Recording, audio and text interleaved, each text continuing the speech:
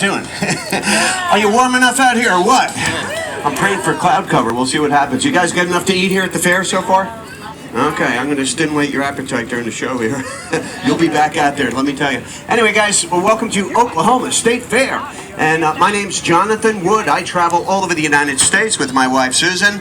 And we're having a great time here. We're actually on a big national tour right now. We started in late April. And in the first 6 weeks, we went border to border and coast to coast. And anyway, we're going to be in your state for a while. We're going to do Tulsa for about the last 7 days. And we love Oklahoma. We've done shows all over the state. And we brought some cool birds with us. We have actually, ladies and gentlemen, the largest traveling collection of birds of prey in the world. We work with 85 birds in our shows. There are 35 here on location. And they come from all over the world, representing many different habitats. People always ask us every day, where do you get your birds? Every morning I go on eBay. I'm looking for deals, but that's not where we get our birds. Our birds, most of our birds are very special. Most of our birds are gifts, and they're given to us because they're handicapped birds. They've gotten into a little bit of trouble out there. And the way they get in trouble usually is by coming near people. All kinds of crazy things happen to birds. Birds get hit by cars, they get hit by airplanes, they crash into wires, fences, buildings, windows, they get shot, poisoned, electrocuted. It's a rough life for them out there. And when they're injured, what we try to do is we try to help them out, fix them up, and release them back into their habitats. We do this as wildlife rehabilitators. We rescue birds. Actually, we used to call it a rescue. Now we call it a bailout. You've heard of bailouts, haven't you? This is a bird bailout. No tax dollars are involved here. So we're helping the birds out that are in trouble. But sometimes birds come in, they've got permanent injuries, and they're not going to make it out there. And the bird might have an injury to the wing, their leg, their eye, sometimes even the brain. And this will prevent the bird from making a living out in the wild. And if we get a bird like that, what do we do with it? Well, we keep it. And we also give the bird a job. We hire the handicapped here. The birds, they become wonderful teachers to teach people like you about their amazing lives. So this afternoon, ladies and gentlemen, you're going to learn a lot about birds from the birds. Those will be your teachers, and you students better behave. We've got some mean-looking teachers coming out, and not all of them are handicapped. Some of these birds can fly. The ones that can fly, we like to turn them loose during the show. We hope you guys don't mind a few birds flying around. Have a lot of fun. Anyway, we're going to meet our first guest right here. And this bird I've got sitting right here is the largest falcon in the world. She comes from a place that's a lot cooler than Oklahoma. It's called Iceland. She's Icelandic. She's an Icelandic Arctic gyrfalcon. Her name's Tundra. Now, ladies and gentlemen, some of the birds you're going to meet here today at the show are definitely in show business, and we also use them for movies, TV shows, and commercials, but I'm also using them for something special. Some of these birds I'm using for hunting in the ancient sport of falconry. Now, I'm a master falconer. Some people, they hunt with a gun. Some people hunt with a bow and arrow. And I actually hunt with a bird in a sport that's 4,000 years old. What do I hunt? I like to hunt ducks with falcons. I got a bunch of falcons that are duck hunters. I call them the Duck Dynasty. These guys are amazing up in the sky. And I still use the same equipment they used back in medieval times, back when falconry was called the sport of kings. Right here in my hand I have a leather glove, and this is called the gauntlet. And this gauntlet is to protect me from the bird. Now, all of our birds here on their legs, they have leather straps. These are called jesses. The jesses do not hurt their feet. Raptors have incredibly strong feet that they use for catching and killing other animals. This bird also has on its leg a little brass bell. It's a very special falcon bell. It's made in Pakistan. This is how we keep track of the birds when they're way up in the sky. And check out the headgear. On the bird's head is a leather hat or hood. I'm going to take that off right now, but don't try this at home. When you're a falconer like me, life is a little bit difficult. You've only got one hand to work with, and you have a bird sitting on your other hand. That leaves you one hand free. And this makes it extremely difficult for the Italian falconers. They can't even speak sometimes. We do it like this. We take one hand and our teeth. The teeth go right back here. 1, 2, 3. That's our beautiful friend. Isn't she lovely? And this does not hurt the bird. It fits comfortably right over the bird's head. Keeps her nice and calm, nice and quiet. And these are available in kids' sizes after the show. I'm going to pick one up right here. Anyway, guys, right now, she's looking around and it's daytime. When we put the hood on, it becomes nighttime. She's ready to relax, ready to go to sleep. What I've done is I've tricked her. Actually, I hoodwinked her. You've heard that expression. Guess where it came from? Falcons. Now we use it with politicians a lot, don't we? Anyway, guys, she's beautiful, but next year she'll be even more beautiful. Next year she will turn pure white as the driven snow. She'll be as white as that snowy owl sitting in there. And these birds from the Arctic, they can take some pretty hot temperatures. Don't worry about them. If it's over 100 degrees, not a problem. They can also take 100 degrees below zero wind chill. That's kind of cool. Matter of fact, she's not even sweating right now, okay? I'm sweating, you're sweating. I can't figure her out, okay? She looks at the world from different angles, but they have to sweat through their mouth. So if the mouth isn't open, they are not perspiring at all, okay? A couple of our birds are, but they can take a lot more heat and a lot more cold than we could ever dream of, all right? Anyway, she's one gorgeous bird, ladies and gentlemen. She is from Iceland. Our next guest, he is definitely an all-American. We're going to meet a beautiful bald eagle named Uncle Sam, who's made right here in the USA. And I want to give you people some very good news today about bald eagles. How are they doing? Well, they're doing great, and that was not always the case. That bird was an endangered species for 40 years, for 4 decades. But they made a huge comeback, a really big turnaround. And back when I was in high school, we had about 650 nesting pairs of bald eagles in the USA. We now have, fasten your seatbelts, 13,000 nesting pairs. That's a lot of birds. They're not endangered or threatened anymore. Wonderful news for the comeback kid. And we're going to have a little lunch with him right now. What do bald eagles eat for lunch? Well, besides little kids, they like to eat fish. You know, they're found near lakes, ponds, reservoirs, rivers, streams, and oceans. They like water, but they do eat all kinds of other animals. Rabbits, rats, squirrels, snakes, mice, chipmunks, prairie dogs, the occasional house cat. Actually, they love those little... the little Chihuahua dogs. They're delicious. You know, to a bald eagle, that's just like having a corn dog at the state fair. You know what I'm saying? Anyway, they sometimes get lazy. And when they get lazy, instead of eating a live animal, guess what happens? They'll eat a dead animal, like a roadkill. This is what happened to our friend right here. He was eating a roadkill. He was on a Virginia highway. That was about 20 years ago. And he got hit by a car. And his left wing was damaged in the accident. You can see he's missing a big chunk of the left wingtip. He can't fly anymore. But for 20 years, I've been taking very good care of our national treasure. He is a wonderful bird, very well behaved, and very conservative. You can tell he's a right-winger just by looking at him here. And we're going to give him a little bit of lunch right now. We're going to feed him, and it's always kind of exciting if we have a volunteer from the audience to help us out here, okay? You got to be courageous, patriotic, and female. He only likes girls. Sorry, guys. No girls over in the... look at her. That girl in pink. You're perfect. Pink's his favorite color. Come on out, okay? All right. How are you? You having fun here? Cool. Well, your name is? Lena. Lena? Cool. Nice to meet you, Lena. Uncle Sam looks like he's dying to meet you, too. But first, we got to get you prepared because the bird has a very sharp beak, very sharp claws. Lena, you'll notice I use a lot of protective equipment when I work with birds like this. Would you like your own protective glove? I've got one for you, okay? So, how old are you? 7. 7? Second grade?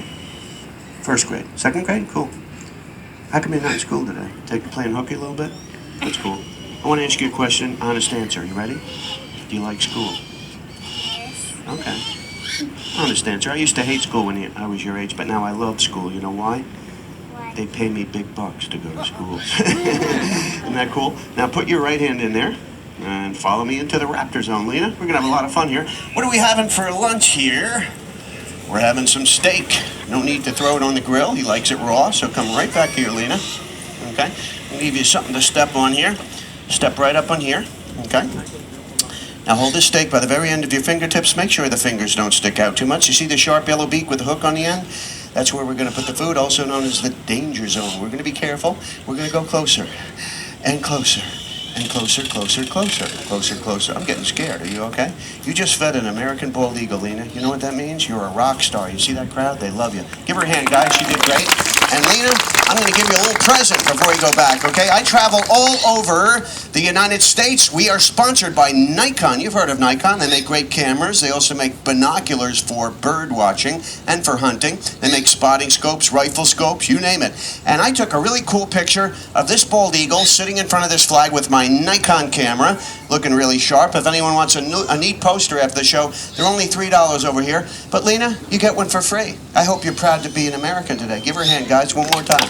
Woo! All right. Well, listen, gang, right now we're going to take you on a cross-country trip all across the USA. Our first stop is Texas. Now, you can probably tell I'm from New York by the way I talk. You guys know what I'm talking about here? Forget about it. You know what I'm saying? What's up with that? I am from New York. I still have a home there, along with the high taxes that go along with it. We just got our tax bill forwarded to us and went way up. What's up with that? Now, we're not residents of New York anymore. Right now, we're your neighbors. We are residents of the great state of Texas. Why Texas? Well, three main reasons. Number one, no state income tax. We love that. And number two is birds. Texas has more species of birds than any other state in the USA. Number three, burritos. I love Mexican food. What can I tell you? You know, within about 30 minutes of my doorstep, there's over 650 Mexican restaurants. Where could this paradise be? Shh. Corpus Christi, Texas. I live in an island called North Padre Island in the Gulf of Mexico. On our island, we've got an exotic-looking bird called the crested caracara. This is Tex. Tex actually got caught in a hailstorm. He's got a problem, and he's missing, as you can see, part of his right wing. He is a left winger, which is very rare for Texas. It's very unusual. But we love him nonetheless. He's a handsome bird. And they also go by another name. They call that bird a Mexican eagle sometime. And we got three more Mexican eagles right back here, ladies and gentlemen. We've got two babies that are only actually 4 months old. They're hanging out over here. We call them Heckle and Jekyll, okay? Now, this is Rio. Rio is 1 year old. Rio is from the Rio Grande Valley region of South Texas. And let me tell you something, ladies and gentlemen. My wife and I, we love this bird. He's beautiful, he's handsome, he's got a great personality, he's very smart and intelligent, and he has a wonderful sense of humor, except for one problem. His timing is a little bit off, okay? Because he's always laughing his head off, this guy, but he doesn't wait till I get to the punchline. How you doing there, Rio? Okay? You having fun here today? I'm not telling a joke. That wasn't funny, okay? Wait till the joke, wait till the punchline, and then... Guys, he's hilarious. Now, can he fly? Absolutely, he can fly. But you know what he likes to do, ladies and gentlemen? He likes to do a little scavenging all the time because he's always looking for food. Okay, hang on, Rio. Susan, we got a Rio problem here. Check out Rio. I knew it was going to happen one of these days. Don't worry, guys. He likes to cruise around. While he's cruising around, I'll tell you a little bit more about him. Come on back, Rio. This guy's a ride. Just keep an eye on where he goes down, Susan. Every now and then, he likes to explore fairgrounds and stuff like that, but he's going on a long trip. We had a Renegade yesterday, and like he's going down, Susan, I see him going down, let's see, right by that lamppost, or, no, you see him there? I'm looking at him right now, okay? You think he can take a little trip over there? I think I can handle it. I'm looking at him right now, so that there's a big lamppost, and he's on a tree right next to it. You know what to take with you, okay?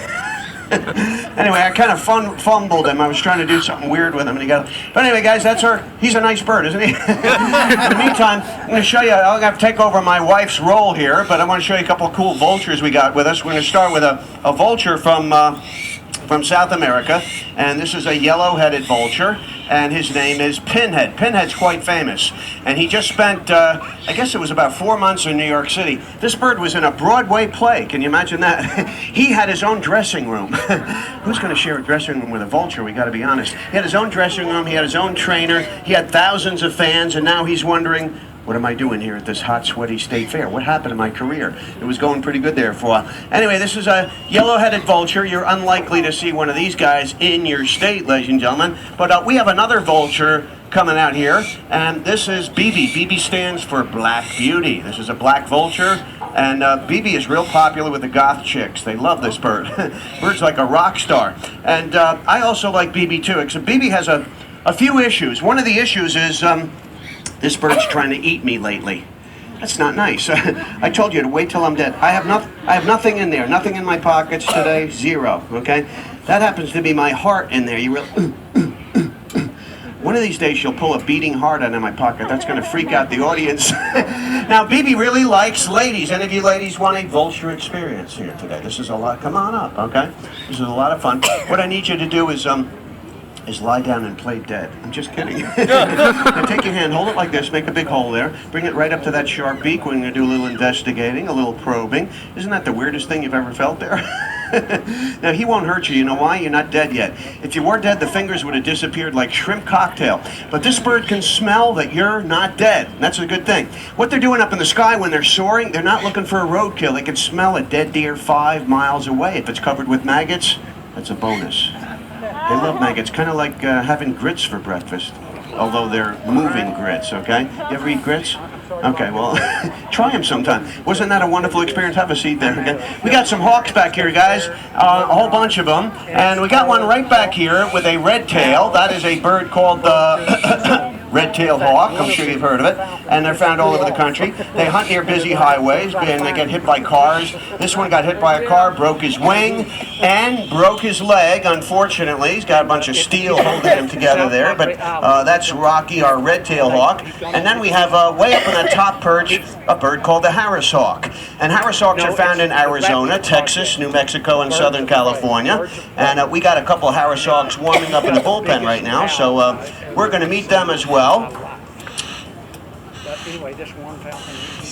Going to get a little extreme here, okay? You guys might want to fasten your seatbelts. We're going to meet the boys. These guys are identical twins, but anyway, here we go. This is this is Renegade, okay? Guy coming out here next is Astro. These guys are cool. They were raised and trained at a theme park called Six Flags Great Adventure in New Jersey. They are the Jersey Boys. Woo! Anyway, guys, these birds don't mind working in the heat. They can sit in the sunshine when it's 115 degrees, and they'll be perfectly comfortable in situations like that. They're also the most intelligent birds of prey in the world. All of the other raptors, they actually hunt alone, and the Harris hawk hunts in a pack, kind of like a wolf does. So they're social, they're gregarious, and we got about 17 Harris hawks that work together in a family group, and they will communicate and cooperate with each other. The one here coming in is, let's see who we got here. This is Astro. He's the one in green. Renegade, right up top there. But anyway, guys, Astro is usually the guy that takes the high road. He likes a bird's eye view of everything. But not today. All right. Grab that little girl, otherwise we'll have to dress her up in a rabbit costume and have her run around. That'll be a lot of fun. What's up, Renegade? I'll tell you what happened to this bird here that I've got right here. Renegade actually disappeared from our show, and he went out and lived in the wilderness just like our friend is doing, but he didn't just spend a little time out there. He spent 6 weeks out in the wilderness, and guess what? He learned how to hunt, and he learned how to survive all by himself, and after 6 weeks, guess who showed up at our doorstep? This bird, the Renegade. So we still love him, okay? And we didn't even dock his pay. That was kind of fun. What's up, Renegade? All right. Anyway, guys, you'll see these guys in the Rio Grande Valley region of South Texas and also in the Arizona desert. So keep your eyes open for the Harris hawk. Give our boys a hand. Woo! Here we go. Now, we like hawks a lot, but our favorite raptors are birds called falcons. So we're going to meet some falcons right now. We got some big stars with us here. And we'll start with a movie star. This is Jet, an African lanner falcon. And you might have seen Jet in a recent movie called The Secret Life of Walter Mitty with Ben Stiller. This is the bird coming out of the Arctic Glacier at the beginning of the movie. I wish I was coming out of an Arctic glacier right now myself. But anyway, guys, our friend, it's funny, when I was working with Ben Stiller, and I don't know if you saw the scene, but I handed him the falcon to start the movie rolling here, and Ben had no fingers. You know why? Frostbite, okay? He had prosthetic hands on it. It was the weirdest thing I've ever seen. So if you see the movie, look and you'll notice that little detail. But we also did another Ben Stiller movie with our falcon called The Royal Tenenbaums years ago. And that was a lot of fun. You're looking at the fastest animal on planet Earth. This bird dives at well over 200 miles per hour. And we don't fly him at the show here because there's not enough room, but if you want to see him fly, go to our YouTube channel, and it's called Extreme Raptors. You'll see this guy flying in slow motion. Anyway, he's got a baby brother that we do fly at our 7:30 show, right at the beginning of the show, this bird right here.